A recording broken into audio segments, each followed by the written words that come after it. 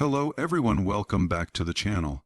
Today we are diving into a remarkable and often overlooked chapter of Cold War aviation history, the story of the British jet that quietly outplayed a United States Navy carrier group, the Blackburn Buccaneer S.2.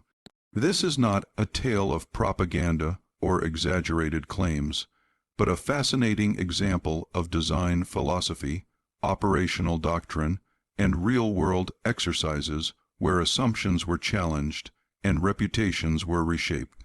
During the Cold War, naval power revolved around aircraft carrier battle groups. The United States Navy perfected this concept, building massive floating air bases protected by layers of radar, fighters, surface ships, and submarines. To most observers, these carrier groups seemed nearly untouchable, especially by smaller Allied navies. But the Royal Navy and the Royal Air Force had a different perspective, shaped by geography, budget constraints, and a deep understanding of maritime strike warfare. Britain knew it could never match the United States in carrier numbers or size. Instead, it focused on how to defeat a superior force if conflict ever broke out in the North Atlantic or near European waters. The primary threat was the Soviet Navy, but the same tactics applied to any carrier group, including those of allies during joint exercises. This is where the Buccaneer entered the story. The Blackburn Buccaneer was not a glamorous aircraft. It did not look sleek or fast in the traditional sense. Instead, it appeared bulky, almost awkward, with large intakes and a wide fuselage. But every line of the Buccaneer was shaped by a single mission: low-level, high-speed maritime strike. It was designed to fly extremely low over the sea, fast enough to penetrate defenses before enemy radars and fighters could react. The Buccaneer S.2, the most capable variant, was powered by Rolls-Royce Spey turbofan engines. These engines gave it excellent low-altitude performance and fuel efficiency compared to many contemporary jets. This mattered because the Buccaneer's entire survival strategy depended on staying low, below radar coverage, while carrying heavy weapons over long distances. Unlike many fighters that focused on dogfighting or high-altitude interception, the Buccaneer was optimized for stability at wave-top height. Its structure was incredibly strong, built to withstand turbulence and stress at low altitude and high speed. Pilots often joked that if you flew a Buccaneer into a storm, the storm would break first. This toughness gave crews confidence to push the aircraft to its limits. One of the Buccaneer's most impressive features was its ability to carry a large weapons load internally. This reduced drag and radar signature, helping it remain undetected for as long as possible. It could carry conventional bombs, nuclear weapons during the Cold War, and later advanced anti-ship missiles. All of this made it a serious threat to any surface fleet. Now let us talk about the exercises that made the Buccaneer famous, particularly those involving U.S. Navy carrier groups. During joint NATO exercises, British Buccaneers were often tasked with simulating attacks against American carriers. These were not friendly flybys. The goal was to test defenses honestly and learn from weaknesses. In multiple exercises, Buccaneer crews managed to penetrate the defensive screens of U.S. carrier groups and achieve simulated attack positions. In simple terms, they got close enough to theoretically sink the carrier. This was shocking to many observers, especially given the technological and numerical superiority of the U.S. Navy. The key to this success was altitude, or rather, the lack of it. Buccaneers approached at extremely low levels, sometimes just tens of feet above the sea. At this height, radar detection ranges were drastically reduced due to the curvature of the earth and sea clutter. By the time the carrier group's radars picked up the incoming jets, reaction time was minimal. Speed also played a critical role. While the Buccaneer was not a supersonic aircraft at low level, it was very fast for its mission profile. Combined with low altitude, this speed compressed the defender's decision-making window. Fighters had little time to launch, find, and intercept the attackers before they reached weapon release range. Another factor was electronic warfare and tactical planning. Buccaneer missions were carefully planned using intelligence, timing, and coordinated approaches.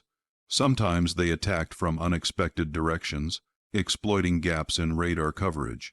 Other times they used terrain masking near coastlines to remain hidden until the last moment. It is important to understand that these exercises were not about embarrassing allies. They were about learning. The U.S. Navy took these results seriously. Carrier defense doctrines were refined, radar coverage improved, and airborne early warning assets were used more aggressively. In many ways, the Buccaneer helped make U.S. carrier groups even stronger by exposing vulnerabilities. Still, the fact remains that a British jet, designed on a limited budget for a specific mission, repeatedly demonstrated it could threaten the most powerful naval assets in the world. This speaks volumes about British engineering and strategic thinking during the Cold War. The Buccaneer's cockpit also played a role in its effectiveness. With a two-person crew, a pilot, and a navigator, workload was divided efficiently. The navigator handled radar, navigation, and attack systems, allowing the pilot to focus on flying at extremely low altitude. This crew coordination was vital during complex attack runs.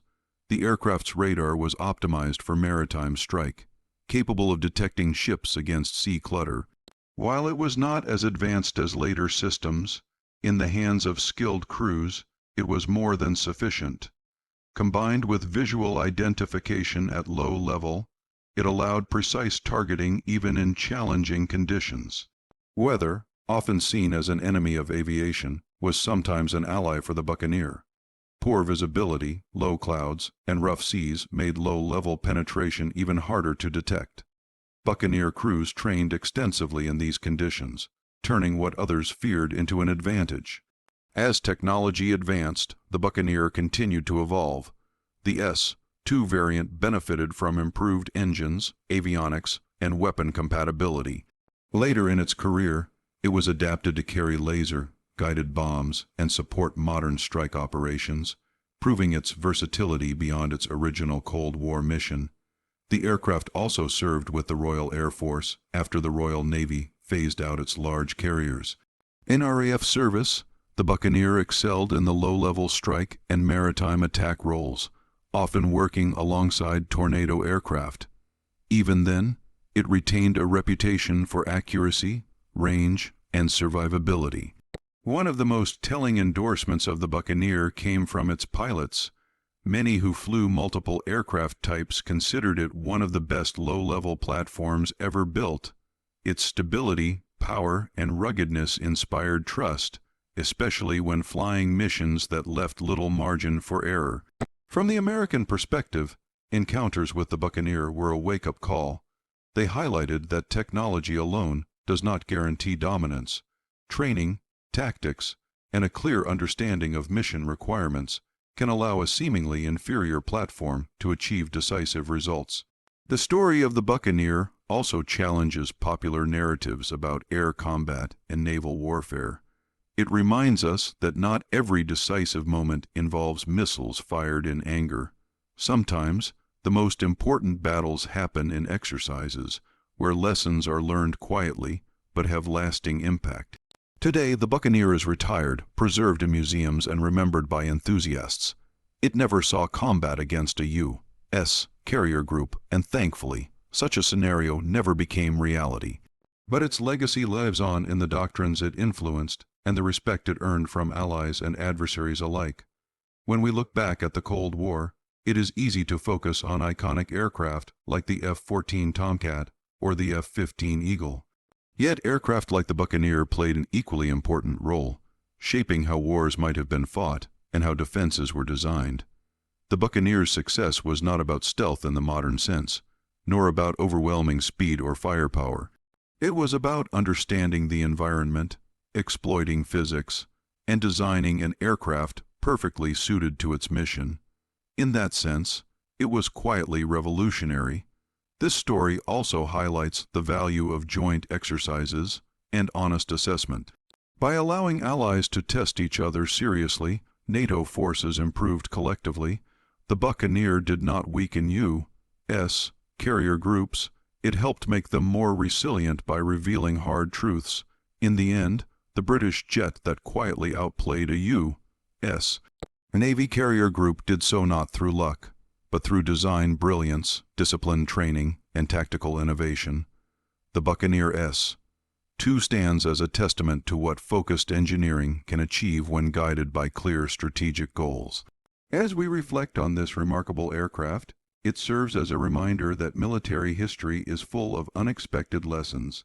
Sometimes the most powerful weapon is not the biggest or the fastest, but the one that best understands its mission.